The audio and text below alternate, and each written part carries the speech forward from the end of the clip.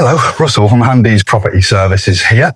Over the last few weeks I've been building this wardrobe, and a part of that was doing these doorknobs. This is a doorknob installation tutorial video. I'm going to teach you how to do it. And a big part of that is keeping the outside of the door and the inside of the door looking neat and tidy. Now, that little lumpy, bumpy bit of wood that you saw on the image that you clicked on to bring into this video is a huge part of that. It's probably one of the most important parts of keeping the inside of the door looking neat and tidy. So if you're curious about how to keep it looking neat and tidy and you want to know what that lumpy, bumpy bit is, keep watching. I'm going to talk you through it all step by step and show you everything. So step one is marking the height. How high do we want the doorknob? And I've already discussed this with my client, obviously building it for a lovely young couple, and they want it at exactly 106 centimetres high. So this bit is pretty simple. You get your tape measure and mark it where you want it. So 106, right there. Beautiful. Simples. Next job is figuring out how wide away from the centre of the door you want it. So for this one, you need to open it a little bit. I normally go, this is a set square, I normally go 6 centimetres in. Doesn't really matter exactly what measurement you use, so long as the measurement is exactly the same on every door for consistency. So we already know the height is there. And I'm going to do 6. So we're going to go that wide and that high. So that cross is exactly where we need to drill our hole. So let me do that right now and show you how it's done. So for this bit, you need a drill bit.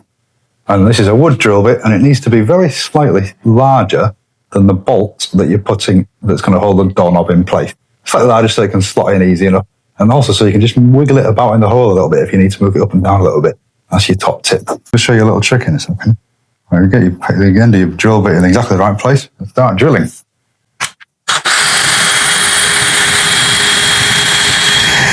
And then, before you go through the other side, you want to stop. And let me just show you a little trick. Now, I don't know if you noticed, but this drill bit has a little point on the end of it. So that point will come through the other side first. So you put your finger on the back edge, and you wait for that point to hit your finger. As long as you don't do it very fast, it's not going to hurt, don't worry.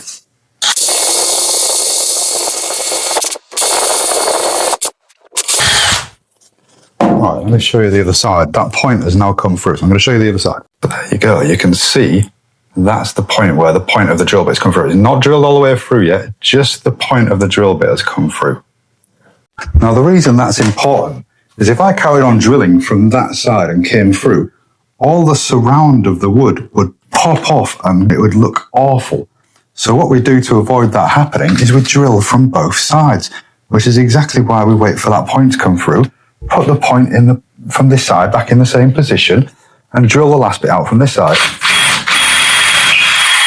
And there you have it. You have a perfect, clean looking hole from both sides without any chunks of door falling off and making a mess. So you drill from both sides to get that perfect, clean looking drill hole. Then the easiest bit, you put your bolt through the hole at the back and literally just screw it on. I use an impact, but you can use any screwdriver. And just tighten it up. And there you go. You have a doorknob. And then now being the proud owner of a laser level, use a laser level to mark the position for the next one. Because you want the doorknobs exactly the same height from one door to the next. So I know my height is there. Because the floor is not guaranteed. I already know the floor slopes. So if you measure 106 from the floor again, it's going to be in a different position because the floor is not level. You see what I mean? So you mark from one knob to the next. You don't measure 106 from one knob to the next. Otherwise you end up with you'll have a wonky line of doorknob. So there you go. I'm just going to speed you up now 100 miles an hour and do each of them in turn in about the next 10 seconds.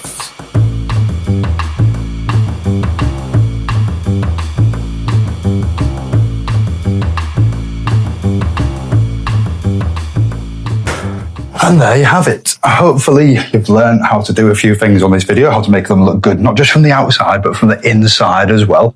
Hopefully you've learned how to get them aligned.